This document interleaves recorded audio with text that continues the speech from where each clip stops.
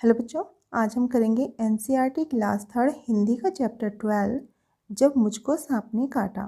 अगर अभी तक आपने मेरे चैनल को सब्सक्राइब नहीं किया है तो वीडियो शुरू होने से पहले आप लोग मेरे चैनल को सब्सक्राइब कर लीजिए। तो चलिए हम अपना चैप्टर शुरू करते हैं। एक दिन मैंने अपने अहाते में एक छोटा सा सांप रेंगते देखा। अहाता होता है आंगन। तो एक दिन क्या हुआ कि जो इस कहानी का राइटर है, लेखक है, जब वो बच्चा था तो उसने क्या देखा कि उसके आंगन में एक सांप रेंग रहा था। रेंगना क्या होता है? जो सांप होते हैं, छिपकली होती है, तो जो क्रॉल करते हुए चलते हैं तो उसको रेंगना कहते हैं। वह धीरे धीरे रेंग रहा था। मुझको देखते ही वह भागा और वहीं पर पड़े हुए नारियल के एक खोल में घुसकर छिप गया। तो जो सांप था, जब उसने बच्चे को देखा तो डरकर भागा और भागकर एक नारियल का जो खोल पड़ा हुआ था उसमें छिप गया। मैंने पत्थर का एक टुकड़ा उठाया और उससे नारियल के खोल का मुंह बंद कर दिया। तो फिर बच्चे ने क्या किया कि एक पत्थर उठाया और जो नारियल का खोल था वहाँ पर उसको पत्थर से उसका मुंह बंद कर दिया, जिससे कि सांप उसके अंदर ही बंद रहे। उसे लेकर मैं नानी के पास दौड़ गया। तो फिर उसने वो जो खोल था उसको लेकर वह अपनी नानी के पास में चला गया। तो इस पिक्चर में देखो बच्चों, इस बच्चे ने जो नारियल का खोल पकड़ा हुआ है उससे सांप है उसके अंदर और उसको उसने पत्थर से उसका मुंह बंद कर रखा है। मैंने कहा, नानी देखो मैंने सांप पकड़ा है। तो बच्चे ने अपनी नानी से कहा कि नानी देखो मैंने सांप को पकड़ा है। नानी चीख उठी, सांप। तो नानी जोर से चिल्लाई फिर और जोर के चिल्ला के नानी ने बोला कि सांप। वह इतना घबरा गई कि जोर जोर से चीखने पुकारने लगी। तो जो उसकी नानी थी वो डर के मारे जोर जोर से चिल्लाने लगी। नाना ने सुना तो अंदर दौड़े आए। जो बच्चा था उसके नाना घर से बाहर थे। नानी की आवाज़ सुनी जब उन्होंने चिल्लाने की तो वो दौड़कर अंदर आ गए। जब उन्हें पता चला कि नारियल के खोल के अंदर सांप है तो उन्होंने मेरे हाथ से उसे छीनकर दूर फेंक दिया। जब बच्चे के नाना को पता लगा कि जो बच्चे ने खोल पकड़ा हुआ है नारियल का उसके अंदर सांप है, तो उन्होंने बच्चे के हाथ से उस नारियल के खोल को लिया और दूर फेंक दिया। नन्हा सांप बाहर निकल आया और रेंगता हुआ पास की झाड़ी में गायब हो गया। तो जब बच्चे के नाना ने खोल को फेंका तो उसमें से सांप निकल गया और रेंगते हुए झाड़ियों में चला गया और छिप गया। नाना ने मुझसे कहा, खबरदार फिर कभी सांप के पास मत जाना।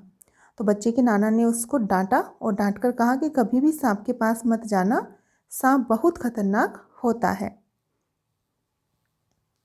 उसी दिन शाम को मैं एक बर्ड को पकड़ने की कोशिश कर रहा था कि उसने काट खाया। अब सुबह तो बच्चे ने सांप को पकड़ा और शाम को वो क्या कोशिश कर रहा था? शाम को कोशिश कर रहा था वो एक बर को पकड़ने की। बर क्या होता है? बर होता है एक ततैया। लेकिन जब वो उसको पकड़ने की कोशिश कर रहा था तो उसने बर ने उसको काट लिया। बड़ी ज़ोर से दर्द उठा। मुझे दर्द से कराहते देख नानी ने सोचा कि मुझे सांप ने काट लिया है। तो जब बच्चा दर्द से कराह रहा था तो उसकी नानी ने सोचा कि इसने फिर से सांप को पकड़ा होगा और सांप ने इसको काट लिया है। मैंने दौड़कर नानी को उंगली दिखाई। उन्होंने जल्दी से नाना को पुकारा। फिर बच्चे ने क्या किया कि जाकर उसने अपनी उंगली अपनी नानी को दिखाई। उंगली देखने के बाद जो नानी थी उन्होंने नाना को बुला लिया। नाना तुरंत दौड़े आए और मेरी उंगली को देखा। उसके बाद नाना जल्दी से आए और उन्होंने उस बच्चे की उंगली को देखा। जहाँ बड़ ने काटा था वहाँ नीला निशान पड़ गया था। बच्चे की उंगली पर जहाँ उस ततैये ने बड़ ने काटा था वहाँ से वह उंगली नीली हो गई थी। वह चट मुझे गोद में उठाकर बाहर भागे। तो फिर नाना ने क्या किया कि उन्होंने जल्दी से उस बच्चे को अपनी गोद में उठा लिया और लेकर उसको भागने लगे।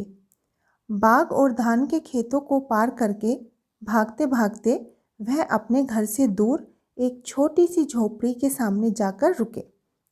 उसके बाद उन्होंने क्या किया कि जब वो उसको लेके भागे तो बीच में बाग आए और खेत आए। वो उन सब से होते हुए भागते रहे और दूर गए। वहाँ पर एक छोटी सी झोपड़ी थी जिसके सामने जाकर वे रुक गए। वहाँ पहुँचते ही उन्होंने आवाज़ लगाई।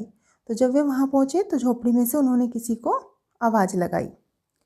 एक बूढ़ा आदमी बाहर निकला। फिर क्या हुआ, झोपड़ी से एक बूढ़ा आदमी बाहर आया। वह सांप के काटने का मंत्र जानता था।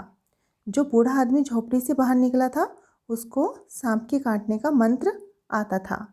नाना ने उससे कहा, इस बच्चे को सांप ने काट लिया है, इसके झाड़ फूंक कर दो। तो फिर बच्चे ने, जो बच्चे के नाना थे, उन्होंने उस बूढ़े आदमी से कहा कि जो ये बच्चा है इसको सांप ने काट लिया है, तो इसलिए तुम इसकी झाड़ फूंक कर दो जिससे कि सांप का जहर उतर जाए। बूढ़ा उसे झोपड़ी में ले गया। सॉरी बच्चों, बूढ़ा मुझे झोपड़ी में ले गया। उसने मेरी उंगली देखी और बोला, चुपचाप बैठो, हिलना डुलना मत। उसके बाद उस बूढ़े आदमी ने क्या किया कि वह बच्चे को अपनी झोपड़ी में ले गया और झोपड़ी में ले जाकर बच्चे से बोला कि चुपचाप बैठे रहना और यहाँ से बिल्कुल भी हिलना डुलना मत। फिर पीतल के बर्तन में पानी लाया और मेरे सामने बैठकर मंत्र पढ़ने लगा। उसके बाद वह एक पीतल का बर्तन लेकर उसमें पानी लेके आया और बच्चे के सामने बैठकर वहाँ पे ही मंत्र पढ़ने लगा। मैं चाहता तो बहुत था कि उस बूढ़े को बता दूँ कि मुझे सांप ने नहीं बर ने काटा है, पर मेरे नाना मुझे कसकर पकड़े रहे और मुझे बोलने ही नहीं दिया।